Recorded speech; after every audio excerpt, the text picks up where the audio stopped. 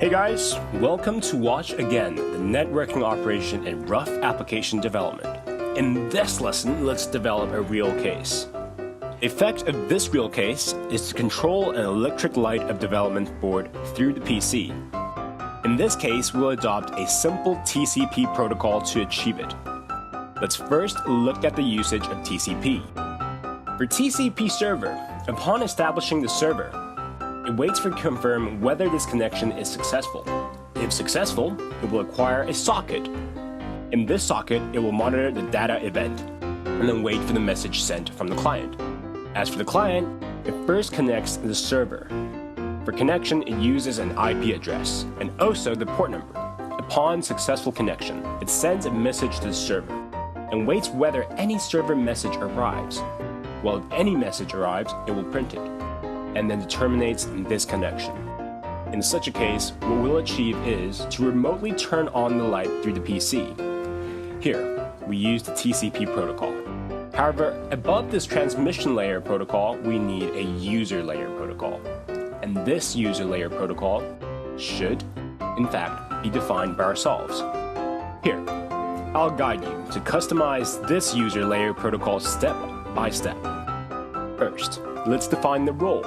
We use the Ruff Development Board as a TCP server to wait and monitor. Wait for the arrival of a connection from the client and the PC. Through a command line, the tool uses a client. It sends commands to our development board. Here, in fact, the command contains two pieces of info. One is the device ID, and the other is the device method. For the sake of simplicity, the device LED is set as, say, LEDR for controlling the red one, to control the red LED. How about the device method? Just turn on or turn off. Next, let's have a look at the server. After it receives the data, it needs to parse this command. For example, it may encode such device ID as we talked about before, and the device method from the message, and then call a certain format to finish this command, since the Ruff Development Board actually also adopts Ruff. That's to say the code is executed through JS operation. So we may directly adopt the ways we learned in Chapter 2 to finish a calling of this function. Upon calling, it returns a return code to the client. Here, let's define it. Y as successful calling and N as calling failure. First, check how client should be written. After successful connection, we send a command. Well, here, we use a JSON stringify to convert the type of object into a string. Okay, as we may also see here, after connected, it calls JSON stringify to convert this object, which includes ID and method, into a string, and then sends it to the server. Upon sending, we wait for the arrival of the data event. Then, after it arrives, first it converts the data originally in the type of buffer into data of string. Then we judge whether it is Y or N. If Y, we print control successfully. If N, we print control failed. Well, for the server, first monitor the port.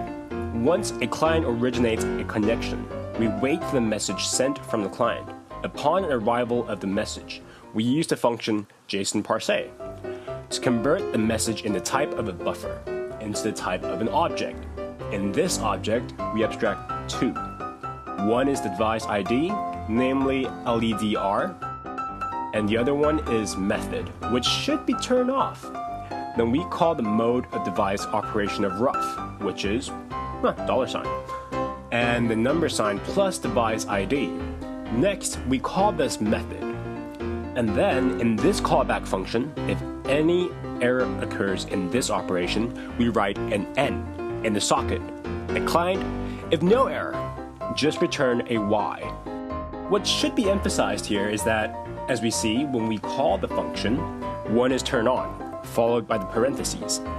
And the other mode is plus the square brackets with single quotes inside, then plus turn on.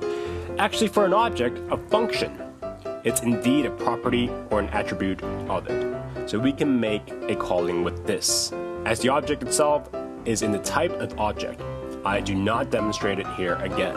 For the details, you may refer to our previous cases, some rough usages by yourself. I'd like to remind you here that as for server, as we see, the server is on the right. Server is actually executed in Ruff. We create a new Ruff project, and then replace its contents in index under the directory of src with the ready event. We add these codes inside. Next, indeed, for facilitating our debugging, let's add a new skill here. When it is under the status of listening, here, we may open, say, a blue let. That may prove my current server is under a mode of monitoring, and the client may originate connection to me. So when we see this blue let is lit up, that indicates the server is operating normally. And then we may execute this program at our PC to originate a connection.